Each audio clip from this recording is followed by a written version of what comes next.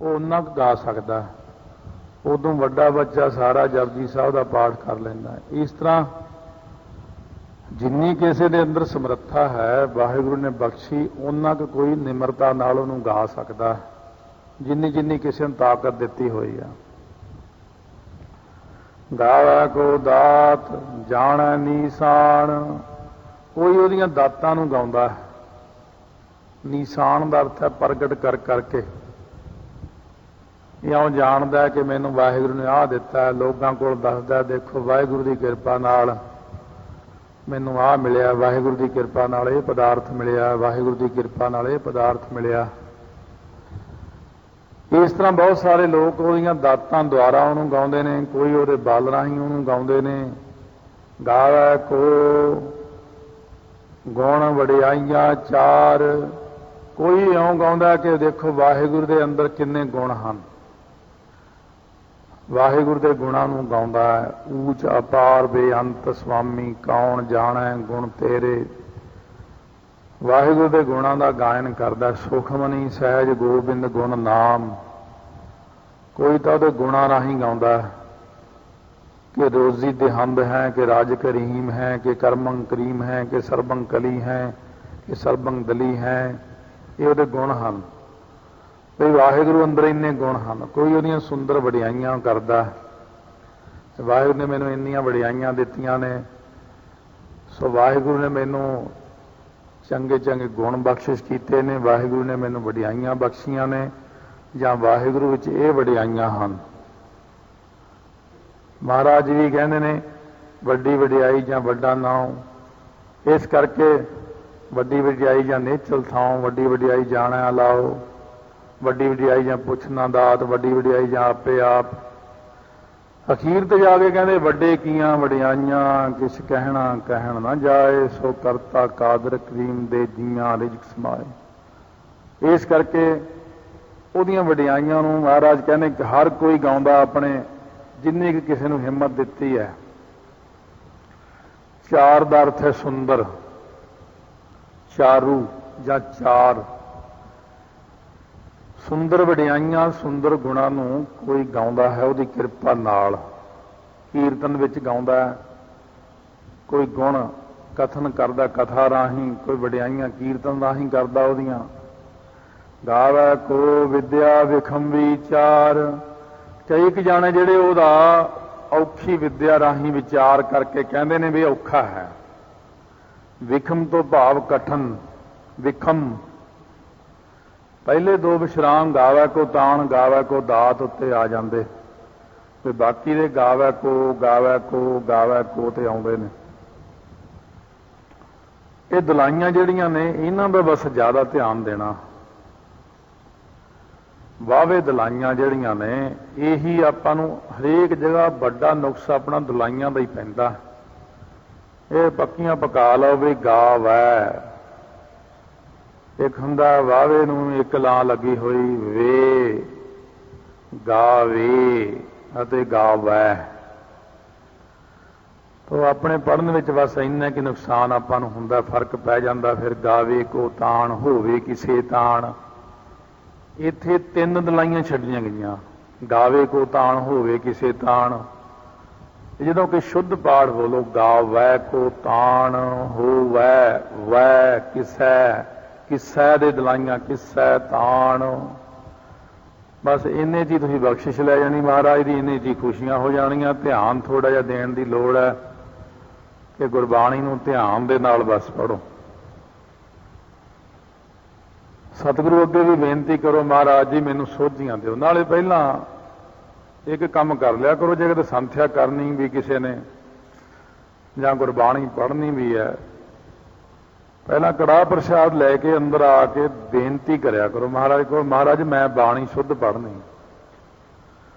महाराज असीं नितनेम रोज़ करते हैं, सानूं नितनेम की सोझी नहीं है। सच्चे पातशाह ने इउं जाना भी 10वें पातशाह आप ही बैठे ने महाराज कोल, हुण भी बेनती कर लिया करो महाराज मैनूं सोझी दिओ बाणी पढ़न दी। सच्चे पातशाह आप ही सोझी दे दिंदे अंदर, क्यों बैठे हो अपने अंदर ही ने। जब तक अपनी अरदास नहीं हुंदी उदों तक अंदरों सोझी खुलदी नहीं है। ਤੇ ਨਾਲੇ ਦਮਦਮਾ ਸਾਹਿਬ ਜਾ ਕੇ ਊੜਾ ਆੜਾ ਈੜੀ ਸੱਸਾ ਹਾਹਾ ਲਿਖ ਕੇ ਆਓ। ਇਹ ਵਾਰ ਹੈ ਮਹਾਰਾਜ ਜੀ ਦਾ ਵੀ ਜਿਹੜਾ ਬੈਲ ਬੁੱਧੀ ਵਾਲਾ, ਜਿਹਨੇ ਸੰਥਿਆ ਕਰਨੀ ਹੈ, ਜਿਹੜਾ ਬਿਲਕੁਲ ਕੁਝ ਨਹੀਂ ਜਾਣਦਾ, ਜਿਹੜਾ ਦਮਦਮਾ ਸਾਹਿਬ ਜਾ ਕੇ ਊੜਾ ਆੜਾ ਲਿਖਿਆ ਆਊਗਾ, ਉੱਥੇ ਥਾਂ ਬਣਿਆ ਹੋਇਆ ਮਹਾਰਾਜ ਦਾ ਬੋਰਡ ਲੱਗਿਆ ਹੋਇਆ ਊੜੇ ਆੜੇ ਦਾ, ਪਹਿਲਾਂ ਸਰੋਵਰ 'ਚ ਇਸ਼ਨਾਨ ਕਰ ਲਓ, ਫਿਰ ਉੱਥੇ ਊੜਾ ਆੜਾ ਲਿਖ ਲਓ। ਅਸੀਂ 2-3 ਵਾਰੀ ਲਿਖ ਕੇ ਜਦ ਵੀ ਮੌਕਾ ਲੱਗਦਾ ਜਦੇ ਜਾ ਕੇ ਲਿਖ ਆਈਦਾ। ਮਹਾਰਾਜ ਤੁਸੀਂ ਇੱਥੇ ਬਚਨ ਦਿੱਤਾ ਵੀ ਇੱਥੇ ਬੈਲ ਬੁੱਧੀ ਵਾਲਾ ਵੀ ਪੰਡਤ ਬਣ ਜਾਏਗਾ, ਸਿਆਣਾ ਪੰਡਾ ਬੁੱਧੀ ਵਾਲਾ ਬਣ ਜਾਏਗਾ। ਮੈਂ ਤਾਂ ਆਮ ਵੀ ਵੈਸੇ ਇਹੀ ਪ੍ਰਚਾਰ ਕੀਤਾ ਹੋਇਆ ਬਹੁਤਾ ਕੈਸਟਾਂ ਦੇ ਵਿੱਚ ਵੀ, ਹੋਰ ਸੰਥਿਆ ਕੈਸਟਾਂ ਵਿੱਚ ਵੀ। ਮੈਂ ਹੁਣ ਵੀ ਇਹੀ ਬੇਨਤੀ ਕਰਦਾ ਵੀ 10ਵੇਂ ਪਾਤਸ਼ਾਹ ਨੇ ਆਪਾਂ ਨੂੰ, ਗੁਰੂ ਨਾਨਕ ਦੇਵ ਜੀ ਨੇ ਦਿੱਤਾ ਬਹੁਤ ਕੁਛ ਹੈ, ਪਰ ਆਪਾਂ ਅਵੇਸਲਾਪੁਣਾ ਜ਼ਿਆਦਾ ਕਰ ਲੈਂਦੇ ਹਾਂ। ਬੱਚੇ ਨੂੰ ਸਕੂਲ ਪਾਉਣੇ ਆਪਾਂ, ਦਮਦਮਾ ਸਾਹਿਬ ਪਹਿਲਾਂ ਲੈ ਜਾਓ ਉਹਨੂੰ, ਉਹਦੀ ਉਂਗਲ ਫੜ ਕੇ ਆਪ ਸਾਰਾ ਊੜਾ ਆੜਾ ਲਿਖਾ ਦਿਓ ਉੱਥੇ, ਕਿਉਂਕਿ ਉੱਥੇ ਵਰ ਮਿਲਿਆ ਹੋਇਆ, ਉੱਥੇ ਸਰੋਵਰ ਆ ਸਾਹਮਣੇ, ਇਸ਼ਨਾਨ ਕਰਾ ਦਿਓ। ਜਦੋਂ ਗੁਰੂ ਗ੍ਰੰਥ ਸਾਹਿਬ ਦੀ ਰਚਨਾ 10ਵੇਂ ਪਾਤਸ਼ਾਹ ਨੇ ਕੀਤੀ ਸੀ, ਜਿਹੜੀਆਂ ਕਲਮਾਂ ਬਚ ਗਈਆਂ ਲਿਖਦਿਆਂ ਲਿਖਦਿਆਂ, ਜਿਹੜੀ ਸ਼ਾਹੀ ਬਚ ਗਈ, ਭਾਈ ਮਨੀ ਸਿੰਘ ਕਹਿਣ ਲੱਗੇ ਮਹਾਰਾਜ ਇਹ ਕਲਮਾਂ ਤੇ ਸ਼ਾਹੀ, ਮਹਾਰਾਜ ਕਹਿੰਦੇ ਆ ਸਰੋਵਰ ਵਿੱਚ ਪਾ ਦੇਣਾ, ਕਲਮਾਂ ਵੀ ਸੁੱਟ ਦਿਓ, ਸ਼ਾਹੀ ਵੀ ਇੱਥੇ। ਅਸੀਂ ਸਾਰੀ ਵਿਦਿਆ ਸਰੋਵਰ 'ਚ ਪਾਤੀ ਆ। ਜਿਹੜਾ ਇੱਥੇ ਨਹਾਵੇਗਾ, ਊੜਾ ਆੜਾ ਲਿਖੇਗਾ, ਉਹਨੂੰ ਵਿਦਿਆ ਮਿਲੇਗੀ। ਤੇ ਫਿਰ ਆਪਾਂ ਨੂੰ ਤਾਂ ਸੌਖਾ ਹੀ ਕੰਮ ਹੈ, ਸਿਰਫ ਜਾਣਾ ਹੀ ਹੈ ਬਸ। ਜਦੋਂ ਵੀ ਐਸਾ ਸਮਾਂ ਆਵੇ ਕਦੇ ਛੁੱਟੀਆਂ ਦਾ, ਤਾਂ ਬੱਚਿਆਂ ਨੂੰ ਜ਼ਰੂਰ ਦਮਦਮਾ ਸਾਹਿਬ ਲੈ ਕੇ ਜਾਓ ਤੇ ਊੜਾ ਆੜਾ ਲਿਖਾ ਕੇ ਲਿਆਓ, ਤਾਂ ਕਿ ਸਤਿਗੁਰੂ ਮਹਾਰਾਜ ਜੀ ਬਖਸ਼ਿਸ਼ ਕਰਨ। ਇਹ ਸਾਰੇ ਸਥਾਨਾਂ ਦਾ ਮਹਾਤਮ ਕੇਵਲ ਉਦੋਂ ਹੀ ਨਹੀਂ ਹੁੰਦਾ ਵੀ 8ਵੇਂ ਪਾਤਸ਼ਾਹ ਨੇ ਪੰਜੋਖਰਾ ਸਾਹਿਬ ਗੂੰਗੇ ਬੋਲੇ ਤੋਂ ਗੀਤਾ ਦੇ ਅਰਥ ਕਰਾਏ, ਹੁਣ ਵੀ ਉਹੀ ਕਰਾਉਂਦੇ ਨੇ। ਹੁਣ ਵੀ ਉੱਥੇ ਇਸ਼ਨਾਨ ਕਰਕੇ ਜਿਹੜਾ ਸ੍ਰੀ ਪੰਜੋਖਰਾ ਸਾਹਿਬ ਬੇਨਤੀ ਕਰੇ, ਮਹਾਰਾਜ ਗੂੰਗਿਆਂ ਬੋਲਿਆਂ ਤੋਂ ਗੀਤਾ ਦੇ ਅਰਥ ਕਰਾਏ, ਸਾਨੂੰ ਵੀ ਕਿਰਪਾ ਕਰੋ। ਮਹਾਰਾਜ ਹੁਣ ਵੀ ਉਹੀ ਕਿਰਪਾ ਕਰਦੇ ਨੇ, ਹੁਣ ਵੀ ਆਪ ਹੀ ਕਰਾਉਂਦੇ ਨੇ ਸਾਰਾ ਕੁਝ। ਜਿਹੜੀਆਂ ਸਾਖੀਆਂ ਵਰਤ ਚੁੱਕੀਆਂ ਹੁੰਦੀਆਂ ਨੇ, ਸਿਰਫ ਉੱਥੇ ਤੱਕ ਹੀ ਸੀਮਤ ਨਹੀਂ ਹੁੰਦੀਆਂ, ਉਹ ਆਪਣੇ ਨਾਲ ਵੀ ਇਸ ਤਰ੍ਹਾਂ ਹੀ ਘਟ ਜਾਣਾ। ਸੋ ਮਹਾਰਾਜ ਸੱਚੇ ਪਾਤਸ਼ਾਹ ਕਹਿੰਦੇ ਨੇ, ਕੋਈ ਬੰਦਾ ਵਿਦਿਆ ਦੁਆਰਾ, ਵਿਖਮ ਤੋਂ ਭਾਵ ਵਿਖਮ ਵਿਦਿਆ ਦੁਆਰਾ, ਬਹੁਤ ਔਖੀ ਵਿਦਿਆ ਦੁਆਰਾ ਉਸ ਵਾਹਿਗੁਰੂ ਦੇ ਵਿਚਾਰ ਨੂੰ ਕਰਦੇ ਕਰਦੇ ਬਿਆਸ ਵਰਗੇ ਥੱਕ ਜਾਂਦੇ ਨੇ। ਤੇਰਾ ਅੰਤ ਨਹੀਂ ਪਾ ਸਕਦਾ ਕੋਈ। ਗਾਵੇ ਕੋ ਸਾਜ ਕਰੇ ਤਨ ਖੇਹ, ਕਈ ਫਿਰ ਗਾਉਂਦੇ ਹਨ ਪ੍ਰਮਾਤਮਾ ਨੂੰ ਇਉਂ ਕਿ ਵਾਹਿਗੁਰੂ ਦੇਖੋ ਪਹਿਲਾਂ ਸਰੀਰਾਂ ਦੀ ਸਾਜਨਾ ਕਰਦੇ ਨੇ, ਸਾਜਨਾ ਕਰਕੇ ਫਿਰ ਇਹ ਸਰੀਰ ਨੂੰ ਖੇਹ ਕਰ ਦਿੰਦੇ ਨੇ। ਖੇਹ ਕਰਕੇ ਫਿਰ ਉਹ ਜੀਵ ਆਤਮਾ ਤਾਂ ਜਿਉਂਦਾ ਹੀ ਰਹਿੰਦਾ, ਫਿਰ ਉਹਨੂੰ ਸਰੀਰ ਦੇ ਦਿੰਦੇ ਨੇ, ਫਿਰ ਸਾਜਨਾ ਕਰ ਦਿੰਦੇ ਨੇ। ਜਿਨ ਤੂੰ ਸਾਜ ਸਵਾਰ ਸਿੰਗਾਰਿਆ, ਗਰਭ ਅਗਨ ਮੈਂ ਜਿਹਨਾਂ ਉਬਾਰਿਆ। ਫਿਰ ਇਉਂ ਵਾਹਿਗੁਰੂ ਦੀ ਉਪਮਾ ਮਹਿਮਾ ਕਰਦੇ ਨੇ ਕਿ ਦੇਖੋ ਵਾਹਿਗੁਰੂ ਕਿਵੇਂ ਸਰੀਰਾਂ ਦੀ ਸਾਜਨਾ ਕਰਦੇ ਨੇ, ਕਿਵੇਂ ਸਰੀਰਾਂ ਨੂੰ ਨਾਸ਼ ਕਰਦੇ ਨੇ। ਕਈ ਇਸੇ ਤਰ੍ਹਾਂ ਹੀ ਗਾਈ ਜਾਂਦੇ ਨੇ। ਚਲੋ ਜਿਵੇਂ ਵੀ ਮਹਾਰਾਜ ਕਹਿੰਦੇ, ਕੋਈ ਗਾਉਂਦਾ ਆਪਣੀ ਆਪਣੇ ਢੰਗ ਤਰੀਕੇ ਨਾਲ, ਹਰੇਕ ਬੰਦਾ ਵਾਹਿਗੁਰੂ ਦੀ ਮਹਿਮਾ ਕਰਦਾ। ਗਾਵੇ ਕੋ ਜੀ ਲੈ ਫਿਰਦੇ, ਕੋਈ ਇਉਂ ਗਾਉਂਦਾ ਭਈ ਵਾਹਿਗੁਰੂ ਜੀਵ ਆਤਮਾ ਪਹਿਲਾਂ ਦਿੰਦੇ ਨੇ, ਜੀਵ ਨੂੰ ਦੇਹੀ ਦਿੰਦੇ ਨੇ, ਫਿਰ ਉਹਦੇ ਵਿੱਚੋਂ ਜੀਵ ਆਤਮਾ ਲੈ ਲੈਂਦੇ ਨੇ ਵਾਪਸ, ਫਿਰ ਉਸ ਨੂੰ ਦੇਹੀ ਦੇ ਦਿੰਦੇ ਨੇ, ਫਿਰ ਉਹ ਜਨਮ ਲੈ ਲੈਂਦਾ। ਇਸ ਤਰ੍ਹਾਂ ਵਾਹਿਗੁਰੂ ਦੇ ਗੁਣਾਂ ਦਾ ਗਾਇਨ ਕਰਦੇ ਰਹਿੰਦੇ ਨੇ ਕਈ ਲੋਕ। ਵਾਹਿਗੁਰੂ ਅਕਾਲ ਪੁਰਖ ਦੀ ਮਹਿਮਾ ਨੂੰ ਕਰਦੇ ਨੇ।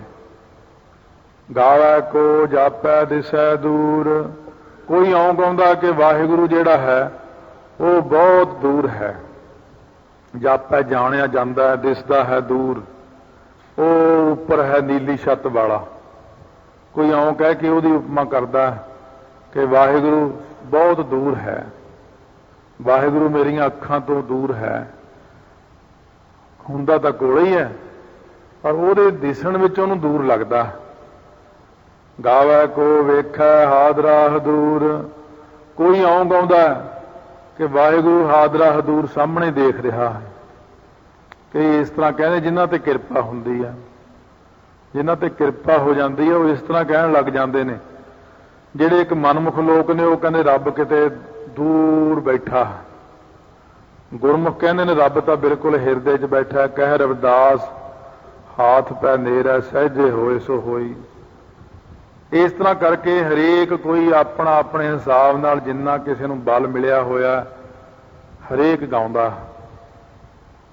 ਹਰੇਕ ਮੱਤ ਵਾਲੇ ਗਾਉਂਦੇ ਨੇ, ਹਰੇਕ ਰਿਸ਼ੀ ਮੁਨੀ ਗਾਉਂਦਾ। ਜਿੰਨੀ ਜਿੰਨੀ ਬਖਸ਼ਿਸ਼ ਕੀਤੀ ਆਪ ਆਪਣੀ ਬੁੱਧ ਹੈ ਜੇਤੀ। ਵਰਨਤ ਭਿੰਨ ਭਿੰਨ ਤੋਏ ਤੇਤੀ। ਪਰ ਫੇਰ ਵੀ ਕਹਿੰਦੇ ਤੁਮਰਾ ਲਖਾ ਨਾ ਜਾਏ ਪਸਾਰਾ। ਕਿ ਬਿਦ ਸਜਾ ਪ੍ਰਥਮ ਸੰਸਾਰਾ। ਕਥਨਾ ਕਥੀ ਨ ਆਵੈ ਟੋਟ। ਕਿਉਂ ਕਥਨ ਕਰਦਿਆਂ ਕਰਦਿਆਂ ਬੜੇ ਬੜੇ ਕਥਾਕੜਾਂ ਕੋਲੋਂ ਅੱਜ ਤੱਕ ਉਹਦਾ ਤੋਟ ਨਹੀਂ ਆਇਆ, ਭਾਵ ਸਿਰਾ ਹੀ ਨਹੀਂ ਮਿਲਿਆ, ਅੰਤ ਨਹੀਂ ਪਿਆ ਹੈ, ਕੋਈ ਤੋਟ ਹੀ ਨਹੀਂ ਆਈ ਉਹਦੇ। ਜੇ ਕਹੀਏ ਵਾਹਿਗੁਰੂ ਦੇ ਦਰ ਦੇ ਉੱਤੇ ਕੋਈ ਘਾਟਾ ਪੈ ਗਿਆ ਵੀ ਬੜਿਆਂ ਨੇ ਕਥਨ ਕਰ ਦਿੱਤਾ, ਉਹਦੇ ਦਰ ਦੇ ਉੱਤੇ ਕੋਈ ਘਾਟਾ ਵੀ ਨਹੀਂ ਹੈ। ਬੜਿਆਂ ਬੜਿਆਂ ਨੇ ਕਥਨ ਕੀਤਾ ਹੈ। ਕਾਥ ਕਾਥ ਕਥੀ ਕੋਟੀ ਕੋਟ ਕੋਟ। ਸੋ ਕਹਿੰਦੇ ਨੇ ਕਈਆਂ ਨੇ ਕਥਨ ਕੀਤਾ। ਬੇਅੰਤ ਲੋਕਾਂ ਨੇ, ਕਰੋੜਾਂ ਲੋਕਾਂ ਨੇ ਪਿਛਲੇ ਸਮੇਂ ਵਿੱਚ ਬੀਤੇ ਹੋਏ ਵਿੱਚ, ਬੇਅੰਤ ਲੋਕ ਅੱਜ ਕਥਨ ਕਰ ਰਹੇ ਨੇ, ਬੇਅੰਤ ਲੋਕ ਆਉਣ ਵਾਲੇ ਸਮੇਂ ਵਿੱਚ ਕਥਨ ਕਰਨਗੇ ਨਿਮਰਤਾ ਪੂਰਵਕ। ਪਰ ਕੋਈ ਬੰਦਾ ਉਹਦਾ ਅੰਤ ਨਹੀਂ ਪਾ ਸਕਦਾ। ਬਲਿਹਾਰੀ ਕੁਦਰਤ ਵਸਿਆ ਤੇਰਾ ਅੰਤ ਨਾ ਜਾਈ ਲਖਿਆ। ਉਹਦਾ ਅੰਤ ਕੋਈ ਪਾ ਹੀ ਨਹੀਂ ਸਕਿਆ। ਸੋ ਇਸ ਕਰਕੇ ਉਹ ਐਸਾ ਵਾਹਿਗੁਰੂ ਹੈ। ਸਤਿਗੁਰੂ ਮਹਾਰਾਜ ਸੱਚੇ ਪਾਤਸ਼ਾਹ ਉਹਦੇ ਤੇ ਫਿਰ ਕਿਰਪਾ ਕਰ ਦਿੰਦੇ ਨੇ। ਹੁਣ ਜੇ ਕੋਈ ਗਾਵੇ ਉਹਨੂੰ, ਹੁਣ ਕਈ ਲੋਕ ਇਉਂ ਗਾਉਂਦੇ ਨੇ। ਇਹ ਤਾਂ ਹੋ ਗਏ ਦੋ ਪੱਖ, ਨਖੇਤ ਤੇ ਵਿਧੀ ਪੱਖ ਵਿੱਚ। ਕੋਈ ਕਿਵੇਂ ਗਾਉਂਦਾ, ਕੋਈ ਕਿਵੇਂ ਗਾਉਂਦਾ। ਹੁਣ ਕਈ ਲੋਕ ਉਹਨੂੰ ਕਾਹਦੇ ਕਾਹਦੇ ਵਾਸਤੇ ਗਾਉਂਦੇ ਨੇ, ਫਿਰ ਉਹਨੂੰ ਉਹੀ ਚੀਜ਼ ਦੇ ਦਿੰਦਾ ਉਹ। ਕਿਉਂਕਿ ਆਪਣਾ ਇੱਕ ਨਿਸ਼ਾਨਾ ਹੁੰਦਾ ਕਿ ਵਾਹਿਗੁਰੂ ਮੈਨੂੰ ਆਹ ਦਾਤ ਬਖਸ਼ੋ, ਵਾਹਿਗੁਰੂ ਮੈਨੂੰ ਆਹ ਕਿਰਪਾ ਕਰੋ। ਹੁਣ ਕਈ ਲੋਕ ਜਿਹੜੇ ਨੇ ਉਹਦੇ ਤੋਂ ਬਲ ਮੰਗਦੇ ਨੇ। ਤੈਥੋਂ ਹੀ ਬਲ ਰਾਮ ਲੈ ਨਾਲ ਬਾਣਾ ਦਹਿ ਸਿਰਕਾਇਆ। ਤੈਥੋਂ ਹੀ ਬਲ ਕ੍ਰਿਸ਼ਨ ਲੈ ਕੰਸ ਕੇਸੀ ਪਕੜ ਗਿਰਾਇਆ। ਸਾਰਿਆਂ ਨੇ ਤੇਰੇ ਕੋਲੋਂ ਹੀ ਬਲ ਲਿਆ। ਜਿਹੜੇ ਜਿਹੜੇ ਲੋਕ ਉਹਨੂੰ ਬਲ ਵਾਸਤੇ ਗਾਉਂਦੇ ਨੇ ਉਹਨਾਂ ਨੂੰ ਵਾਹਿਗੁਰੂ ਬਲ ਬਖਸ਼ਿਸ਼ ਕਰਦੇ ਨੇ। ਗਾਵੈ ਕੋ ਤਾਣ। ਕੋਈ ਗਾਉਂਦਾ ਮੈਨੂੰ ਵਾਹਿਗੁਰੂ ਤਾਣ ਦੇ, ਮੈਨੂੰ ਬਲ ਦੇ। ਇਹ ਵਾਹਿਗੁਰੂ ਮੈਨੂੰ ਬਲ ਦੇ, ਮੈਂ ਲੱਖਾਂ ਵੈਰੀਆਂ ਨਾਲ ਇਕੱਲਾ ਹੀ ਜਾ ਲੜਾਂ। ਉਹ ਬਖਸ਼ਿਸ਼ਾਂ ਵਾਹਿਗੁਰੂ ਤੋਂ ਪ੍ਰਾਪਤ ਕਰਦੇ ਨੇ ਕਿ ਮੈਨੂੰ ਇੰਨਾ ਬਲ ਦਿਓ, ਮੈਨੂੰ ਇੰਨਾ ਬਲ ਦਿਓ। ਸੋ ਜਿਵੇਂ ਭਾਈ ਬਚਿੱਤਰ ਸਿੰਘ ਨੇ ਕਿਹਾ, ਮਹਾਰਾਜ ਜੇ ਆਪ ਜੀ ਬਲ ਬਖਸ਼ੋਗੇ, ਆਪ ਥਾਪੜਾ ਦਿਓਗੇ ਤਾਂ ਮੈਂ ਜਾ ਕੇ ਲੜ ਸਕਦਾ। ਮਹਾਰਾਜ ਨੇ ਕਿਹਾ ਬਚਿੱਤਰ ਸਿੰਘ ਤੂੰ ਸਾਡਾ ਸ਼ੇਰ ਹੈ, ਬੱਬਰ ਸ਼ੇਰ। ਫਿਰ ਮਹਾਰਾਜ ਨੇ 5 ਥਾਪੜੇ ਭਾਈ ਬਚਿੱਤਰ ਸਿੰਘ ਨੂੰ ਬਖਸ਼ੇ। ਲੈ ਬਚਿੱਤਰ ਸਿੰਘ ਹੁਣ ਹਾਥੀ ਨੂੰ ਤੂੰ ਹੀ ਮਾਰਨਾ। ਫਿਰ ਸਤਿਗੁਰੂ ਮਹਾਰਾਜ ਕਹਿੰਦੇ ਜਿੰਨਾ ਕੁ ਕੋਈ ਬਲ ਮੰਗਦਾ ਨਾ ਹੋਵੇ ਕਿਸੇ ਤਾਣ, ਉਹਨਾਂ ਕੁ ਉਹਦੇ 'ਚ ਬਲ ਹੋ ਜਾਂਦਾ। ਜਿੰਨਾ ਜਿੰਨਾ ਬਲ ਮੰਗਦਾ। ਕੋਈ ਇਹ ਤਾਂ ਰੱਬ ਨੂੰ ਕਹਿ ਹੀ ਨਹੀਂ ਸਕਿਆ ਕਿ ਮੈਨੂੰ ਵੀ ਰੱਬ ਬਣਾ ਲੈ। ਚਲੋ ਜੇ ਕੋਈ ਇਹ ਵੀ ਕਹਿ ਦੇ ਉਹਨੂੰ ਕਿ ਮੈਂ ਵੀ ਰੱਬ ਬਣਨਾ, ਫਿਰ ਤਾਂ ਬਸ ਉਹ ਵਿੱਚ ਹੀ ਲੀਨ ਹੋ ਜਾਏਗਾ, ਫਿਰ ਤਾਂ ਗੱਲ ਹੀ ਖਤਮ ਹੋ ਜਾਣੀ। ਦੂਜਾ ਤਾਂ ਬਣਨਾ ਹੀ ਨਹੀਂ ਰਿਹਾ ਉੱਥੋਂ।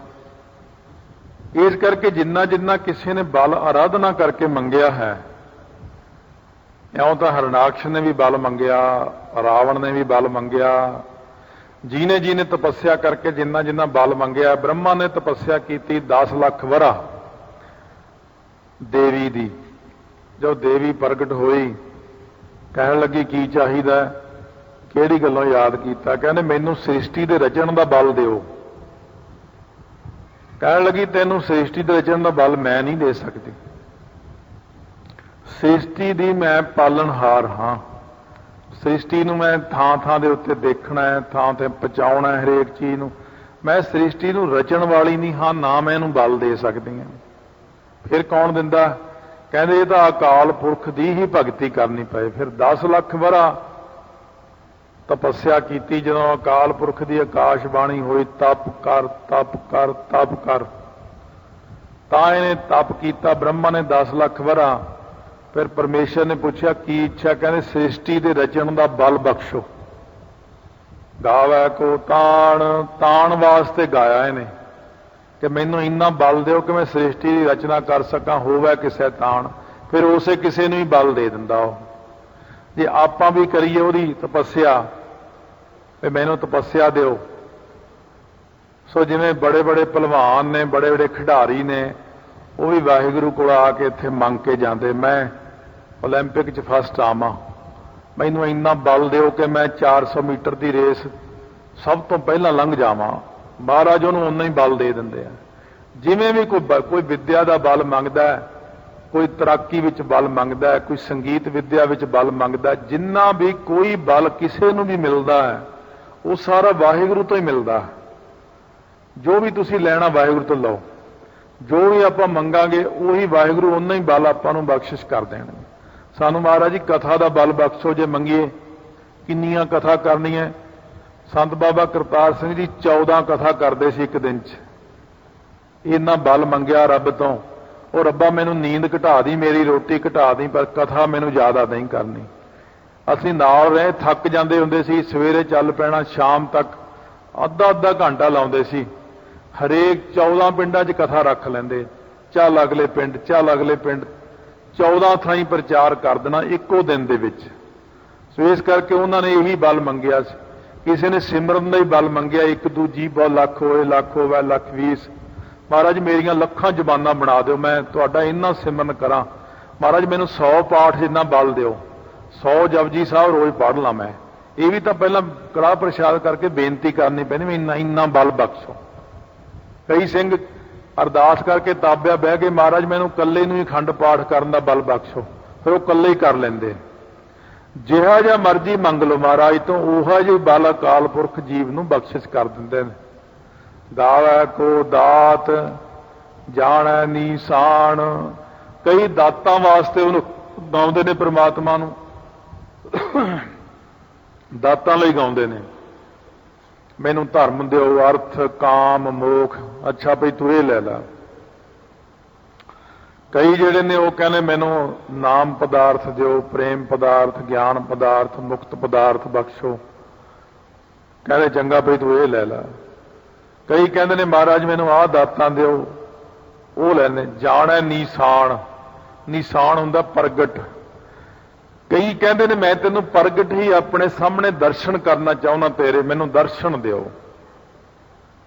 ਕਿਵੇਂ? ਮਹਾਰਾਜ 10ਵੇਂ ਪਾਤਸ਼ਾਹ ਗੰਗਾ ਦੇ ਕਿਨਾਰੇ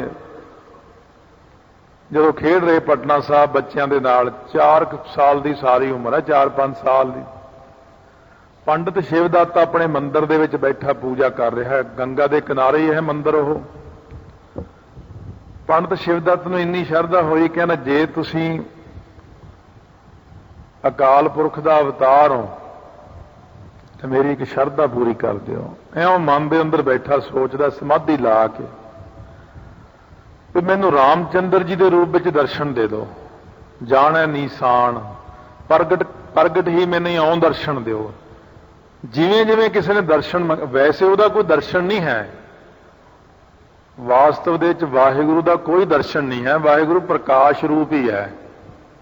ਪਰ ਜਿਵੇਂ ਪ੍ਰੇਮੀ ਦੀ ਸ਼ਰਧਾ ਬਣ ਜੇ, ਉਹ ਉਹੋ ਜਿਹੀ ਬਣ ਕੇ ਦਰਸ਼ਨ ਦੇ ਦਿੰਦਾ ਉਹਨੂੰ। ਜਦ ਆਵਾਜ਼ ਆਈ ਸ਼ਿਵਦੱਤ ਨੂੰ, ਸ਼ਿਵਦੱਤ ਆਂਖੇਂ ਖੋਲੋ ਹਮ ਆ ਗਏ हैं।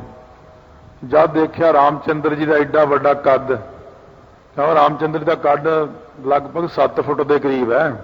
ਉਹ ਪੁਰਾਣੇ ਸੀ ਨਾ, ਪੁਰਾਣੇ ਲੋਕਾਂ ਦੇ ਕੱਦ 7-8 ਫੁੱਟ ਦੇ ਕਰੀਬ ਹੁੰਦੇ ਸੀ। ਇਹਦਾ ਹੁਣ ਹੌਲੀ ਹੌਲੀ ਕੱਦੀਆਂ ਜਿਹੀਆਂ ਰਹਿ ਗਈਆਂ, ਹੁਣ 4-4.5 ਫੁੱਟ ਦੇ ਕੱਦ ਆ ਗਿਆ ਨਿਆਣੇ ਦਾ। ਹੁਣ ਇਦੋਂ ਕੋਈ ਵੱਧਦਾ ਹੀ ਨਹੀਂ ਅੱਗੇ। ਤਾਂ ਪੁਰਾਣੀਆਂ ਖੁਰਾਕਾਂ ਸੀ 7-8 ਫੁੱਟ, ਆ ਭੀਮ ਹੁਣੀ 8-8 ਫੁੱਟ ਦੇ ਸੀਗੇ। ਸੋ ਇਸ ਕਰਕੇ ਰਾਮਚੰਦਰ ਜੀ ਜਦ ਆ ਕੇ ਉਹਨਾਂ ਬਸਤਰਾਂ 'ਚ ਦਰਸ਼ਨ ਦਿੱਤੇ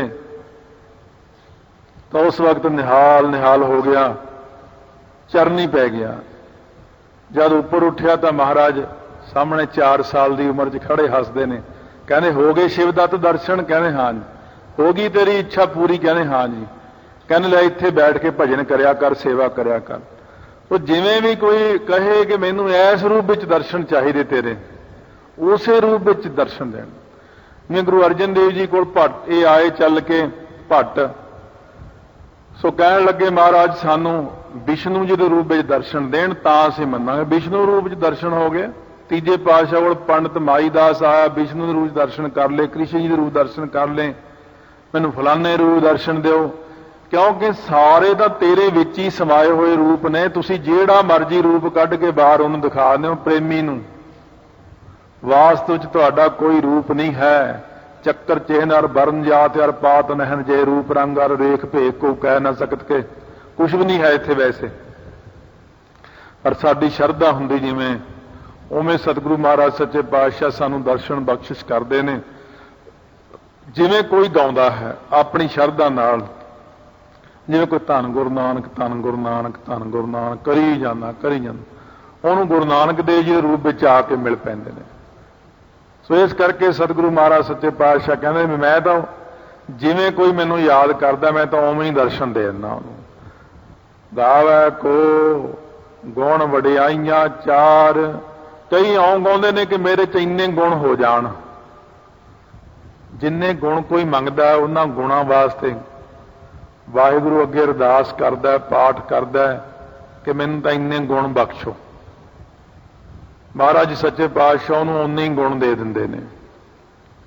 ਕਿਸੇ ਵੀ ਕੰਮ ਲਈ ਤੁਸੀਂ ਆਰਾਧਨਾ ਕਰ ਲਓ, ਵਾਹਿਗੁਰੂ ਮੰਤਰ ਦੀ, ਮੂਲ ਮੰਤਰ ਦੀ, ਜਪਜੀ ਸਾਹਿਬ ਦੀ, ਸੁਖਮਨੀ ਸਾਹਿਬ ਦੀ, ਕਿ ਮਹਾਰਾਜ ਸੱਚੇ ਪਾਤਸ਼ਾਹ ਮੈਨੂੰ ਇੰਨਾ ਸੋਹਣਾ ਚਿੱਤਰਕਾਰ ਬਣਾ ਦਿਓ, ਮੈਂ ਇਹਦੇ ਵਰਗਾ ਦੁਨੀਆ 'ਚ ਨਾ ਕੋਈ ਹੋਵੇ। ਉਹ ਹੈ ਜੀ ਬਣਾ ਦੇਣਗੇ। ਲੈ ਬਈ ਸੋਭਾ ਸਿੰਘ ਤੇਰੇ ਵਰਗਾ ਕੋਈ ਨਾ ਹੋਏਗਾ। ਸੋਭਾ ਸਿੰਘ ਦੇ ਚਿੱਤਰ ਦੇਖਦਿਆਂ ਇਉਂ ਪ੍ਰਤੀਤ ਹੁੰਦਾ ਮਹਾਰਾਜ ਸਾਹਮਣੇ ਸਾਖਿਆਤ ਖੜੇ ਨੇ। ਸੋਭਾ ਸਿੰਘ ਨੂੰ ਉਹ ਗੁਣ ਦੇ ਦਿੱਤਾ। ਭਾਈ ਸੁਰਜਨ ਸਿੰਘ ਰਾਗੀ ਨੇ ਮੰਗਿਆ ਮਹਾਰਾਜ ਇੱਕ ਐਸੀ ਕੀਰਤਨ ਦੀ ਦਾਤ ਬਖਸ਼ੋ ਜਿੱਥੇ ਬੈਠ ਕੇ ਕਰਾਂ ਬਸ ਸੰਗਤ ਨਿਹਾਲ ਹੋ ਜਾਏ। ਲੈ ਬਈ ਸੁਰਜਨ ਸਿੰਘ ਤੈਨੂੰ ਕੀਰਤਨ ਦੀ ਦਾਤ ਦਿੱਤੀ। ਭਾਈ ਗੋਪਾਲ ਸਿੰਘ ਰਾਗੀ ਨੂੰ ਐਸੀ ਦਾਤ ਦਿੱਤੀ ਪ੍ਰਕਰਮਾਂ ਹਰਮੰਦਰ ਸਾਹਿਬ ਦੀਆਂ ਭਰ ਜਾਂਦੀਆਂ ਸੀ, ਨਹੀਂ ਤਾਂ ਪ੍ਰਕਰਮਾਂ 'ਚ ਸੰਗਤ ਨਹੀਂ ਬਹਿੰਦੀ। ਹੁਣ ਦੇਖ ਲਓ ਜਾ ਕੇ ਕੋਈ ਰਾਗੀ ਕੀਰਤਨ ਕਰੇ ਹਰਮੰਦਰ ਸਾਹਿਬ, ਪ੍ਰਕਰਮਾਂ 'ਚ ਬਹਿਣ ਨੂੰ ਥਾਂ ਨਹੀਂ ਸੀ ਹੁੰਦਾ, ਇੰਨੀ ਸੰਗਤ ਕੀਰਤਨ ਸੁਣ ਜਾਂਦੀ ਸੀ ਉਹਨਾਂ ਦਾ। ਉਹਨਾਂ ਨੂੰ ਕੀਰਤਨ ਦਾ ਹੀ ਗੁਣ ਦਿੱਤਾ ਹੋਇਆ ਸੀ। ਕਿਸੇ ਨੇ ਕਥਾ ਦਾ ਗੁਣ ਮੰਗਿਆ, ਕਿਸੇ ਨੇ ਕੀਰਤਨ ਦਾ ਮੰਗਿਆ, ਕਿਸੇ ਨੇ ਕੋਈ ਗੁਣ ਮੰਗਿਆ, ਕਿਸੇ ਨੇ ਮੰਗਿਆ ਵਾਹਿਗੁਰੂ ਮੈਨੂੰ ਜਤ ਸਤ ਦੀ ਦਾਤ ਦਿਓ, ਉਹਨੂੰ ਜਤ ਸਤ ਦੇ ਦਿੱਤਾ। ਜਿਹਨੇ ਜਿਹੜਾ ਵੀ ਗੁਣ ਮੰਗਿਆ ਸਤਿਗੁਰੂ ਮਹਾਰਾਜ ਨੇ ਉਹਨੂੰ ਉਹੀ ਗੁਣ ਦੀ ਦਾਤ ਦਿੱਤੀ। ਕਿਸੇ ਨੇ ਮੰਗਿਆ ਮੈਨੂੰ ਸਾਰੇ ਹੀ ਗੁਣ ਦੇ ਦਿਓ, ਕਹਿੰਦੇ ਸਾਰੇ ਹੀ ਲੈ ਲਾ।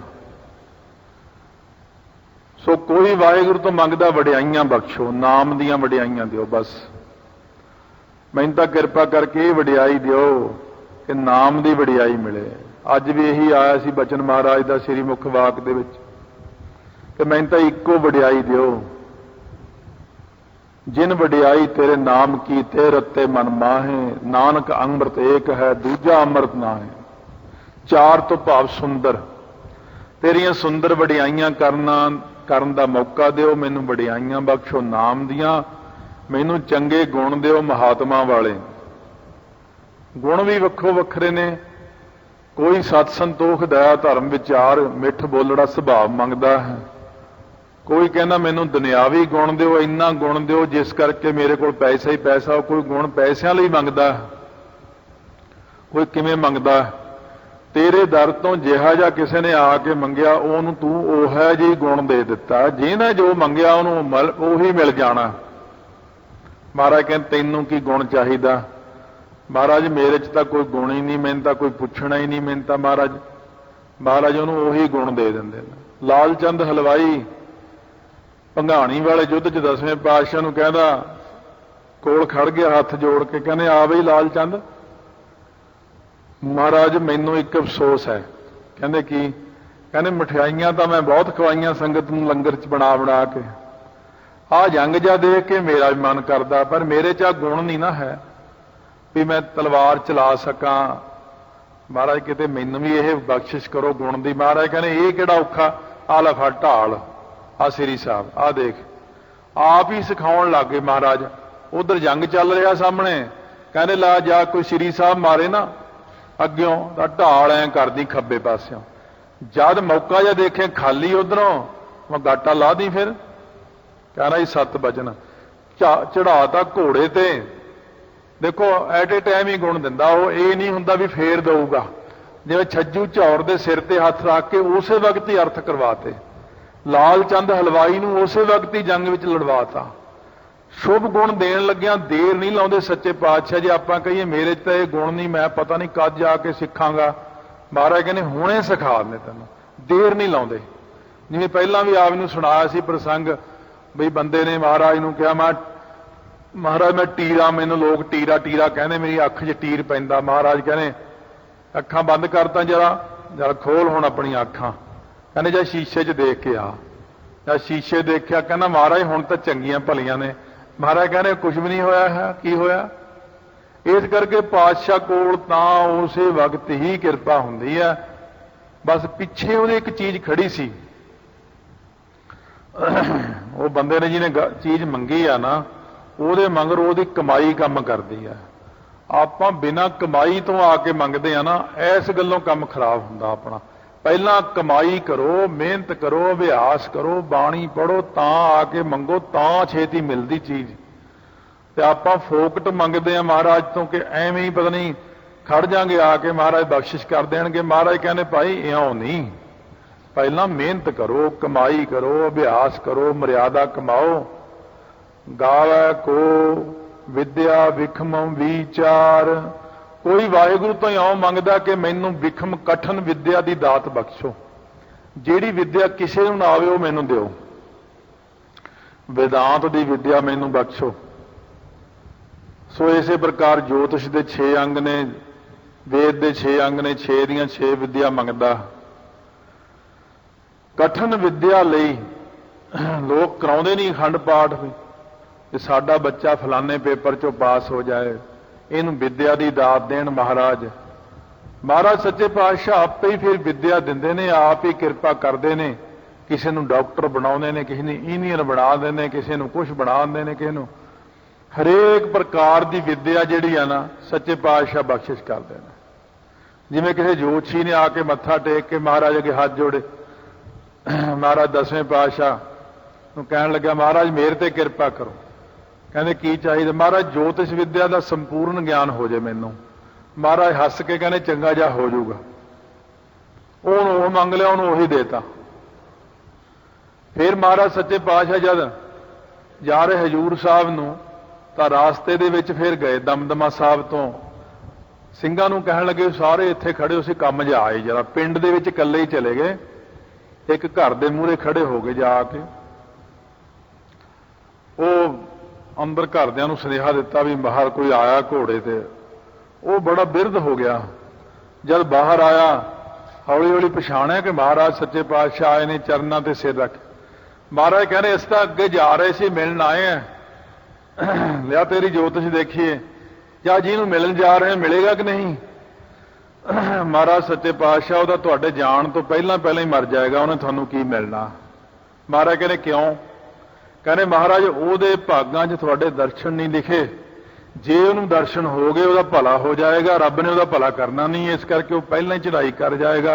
औरंगजेब महाराज हस पे कहने हाँ इस तरह ही है, मैं सिर्फ तेनों देखण ही आया सी भी तेरे अंदर हुण किन्ना क चानण है। सो इस करके महाराज तो जिहने जिहड़ी विद्या का विचार मंग लिया, महाराज ने उन्होंने उही बख्शिश कर दिती। विद्या कोई भी मंग लो, कीर्तन विद्या मंग लो, कीर्तन वालिਆਂ ਨੂੰ कीर्तन की दात ਦਿੰਦੇ ਨੇ, कथा वालिਆਂ ਨੂੰ कथा की दात ਦਿੰਦੇ ਨੇ। ਜਿਹੜਾ भी आपां विखम विचार मंगना है, महाराज तो औखे तो औखी विद्या मंगनी है, वो ही बख्शिशां करदे सच्चे पातशाह। ਜਿਹੜਾ भी मंग लैंदा उस उत्ते उही किरपा कर दिंदे ने, वैसे भी किरपा कर दिंदे ने।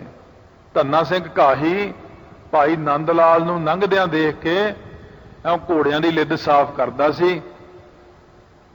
अखां चों अथरू आ गए। ऐं बैठा सोचे, कहना कदे असीं भी कविता लिखांगे, कदे असीं भी प्रचार करांगे भी जिवें आ भाई नंद लाल होणी ने जां होर ने। महाराज सच्चे पातशाह अंतरजामी जानी जान कहने पहरेदार नूं कहने धन्ना सिंह घाही नूं बुला के लियाओ। ਲਿਆਂਦਾ। ਧੰਨਾ ਸਿਆ ਕੀ ਗੱਲ ਦਿਲ ਛੱਡੀ ਬੈਠਾ? ਧੰਨਾ ਸਿਆ ਤੇਰੀ ਵਰਗੀ ਤਾਂ ਕਵਿਤਾ ਕਿਸੇ ਨੇ ਲਿਖਿਆ ਨਹੀਂ ਕਰਨੀ, ਸਭ ਤੋਂ ਵਧੀਆ ਕਵਿਤਾ ਹੋਵੇਗੀ ਤੇਰੀ। ਧੰਨਾ ਸਿਆ ਤੂੰ ਤਾਂ ਸਿੱਖੀ ਦਾ ਇੰਨਾ ਪ੍ਰਚਾਰ ਕਰੇਗਾ ਨਾ, ਆ ਕੇ ਬੜੀ ਕਥਾ ਕਰੇਗਾ ਤੂੰ। ਉਦੋਂ ਦਾ ਦਿੱਤਾ ਹੋਇਆ ਵਰ ਧੰਨਾ ਸਿੰਘ ਢਾਹੀ ਨੂੰ ਫਿਰ ਉਹਨੇ ਬੜਾ ਪ੍ਰਚਾਰ ਕੀਤਾ ਆ ਕੇ। ਸੋ ਮਹਾਰਾਜ ਸੱਚੇ ਪਾਤਸ਼ਾਹ ਨੇ ਕਿਰਪਾ ਕਰਤੀ ਉਹਦੇ ਤੇ। ਗਾਵੈ ਕੋ ਸਾਜ ਕਰੇ ਤਨ ਖੇ। ਕਈ ਵਾਹਿਗੁਰੂ ਨੂੰ ਇਸ ਕਰਕੇ ਗਾਉਂਦੇ ਨੇ ਕਿ ਜਿਹੜਾ ਸਾਜਿਆ ਹੋਇਆ ਸਰੀਰ ਹੈ ਨਾ, ਇਹ ਥੋੜਾ ਜਿਹਾ ਅੱਖਰ ਬ੍ਰਹਮ ਗਿਆਨ ਦਾ ਆ ਗਿਆ ਹੁਣ।